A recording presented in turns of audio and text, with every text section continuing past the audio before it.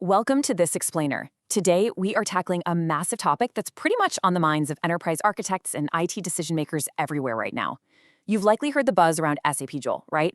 It's that new AI Copilot built into S/4HANA Cloud Public Edition, and man, it promises to absolutely revolutionize how we interact with our enterprise data.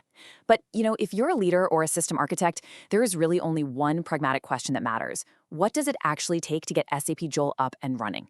So let's strip away all the marketing fluff together and look directly at the architectural reality. Okay, let's dive into this. Picture this. A user sits down at their SAP interface and simply types, "Show me open purchase orders for plant 1010." Instantly, boom, the system responds. And it doesn't just give some generic search result. It gives context-aware, highly secure data pulled right out of your live operations. Honestly, it feels like magic. But as IT professionals, we know it's definitely not magic, it's architecture. And to understand how to build that architecture, well, we need a game plan. To demystify the whole setup process, we're going to follow this orchestrator's playbook.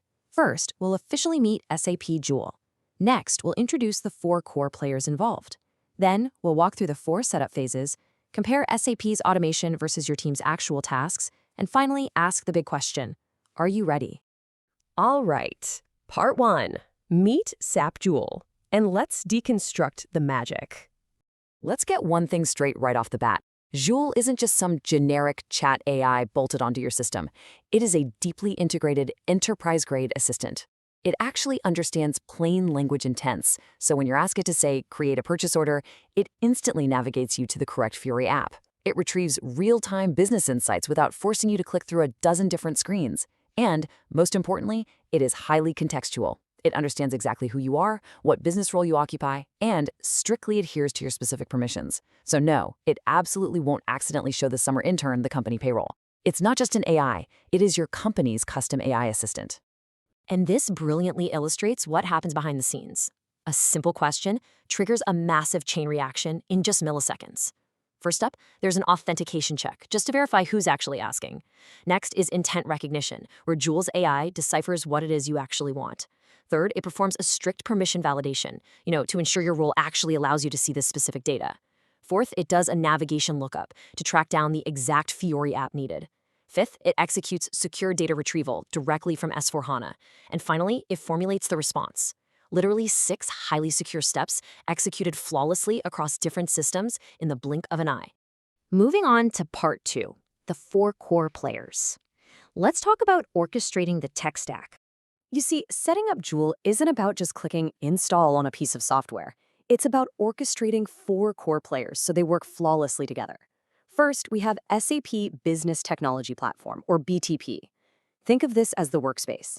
This is the cloud environment where the actual Joule service lives and breathes. Next, and actually this might surprise a few people, is SAP Build Work Zone.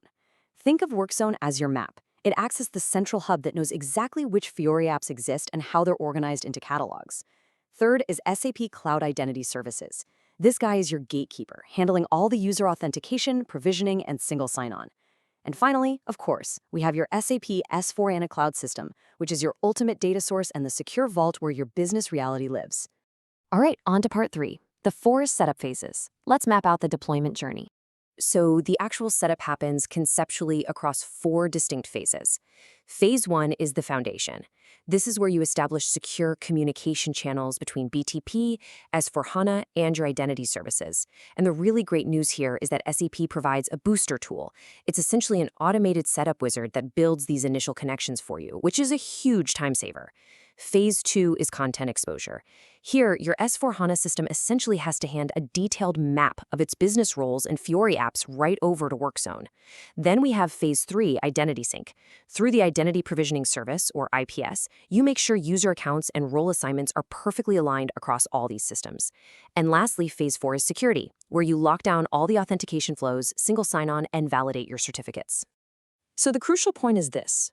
Here's a vital architectural gotcha that decision makers really need to flag early on.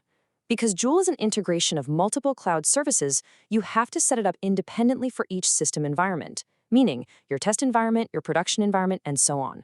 These configurations cannot simply be transported across your landscape like traditional SAP customizing. No way. It requires a dedicated, separate setup for each and every stage.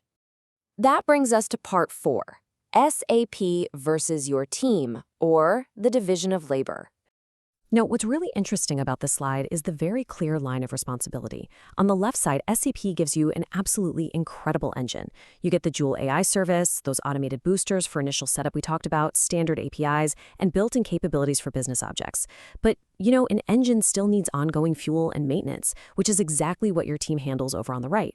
Your team has to decide exactly which business rules to expose. You've got to configure the user assignments. You must establish the authentication methods, especially if you're integrating a third-party provider like Azure or Okta. And perhaps most importantly, your team must configure and monitor the regular synchronization jobs to ensure Joule always has the most up-to-date user permissions. And finally, part 5. Are you ready? Here is your strategic checklist. If you are planning an AI-powered workspace, this right here is your pivotal starting checklist. First up, entitlements. Check your licensing. Do you actually have the entitlements for Joule, Work Zone, and Cloud Identity Services active? Next, the data center. Joule is currently only available in specific SAP data centers, so verify that your BTP subaccount is actually in a supported region. Third, roles. Are your current business roles properly documented? And we mean actually documented, not just living in someone's head. You need to know exactly who should get Joule access. And finally, identity. If you're utilizing a third-party identity provider like Azure or Okta, is it already properly integrated with SAP Cloud Identity Services? SAP has genuinely done a tremendous amount of work to streamline this whole setup with those automated boosters and clear documentation, offering a real productivity boost for organizations running S/4HANA Cloud. But it does require thoughtful, strategic architectural orchestration from you. Take these insights, assess your readiness checklist, and start planning. Because the future of ERP is undeniably conversational. So, is your architecture ready to talk? Subscribe our channel for explainer like this. Join Anubhav trainings for latest technical courses on Build, AI, Joule, BTP Wrap, BTP Cap. Thank you for watching.